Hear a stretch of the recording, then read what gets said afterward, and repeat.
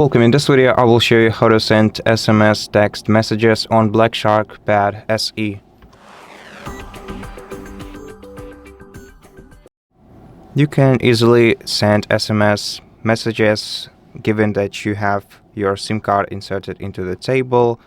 The SIM card has to be inserted into the SIM card tray, which is located on this side of the tablet, with the SIM card tray visible from up here. Now, to send an SMS message, you just have to go to your Messages application. Then you have to tap Start Chat at the bottom and select the contact from your contacts list. And then enter your text message right here and tap Send.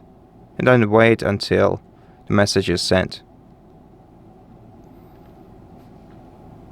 And that's basically it. Thank you for watching this video. If it helped you, please consider subscribing to our channel, leave us a like and a comment below, and I'll see you in the next one.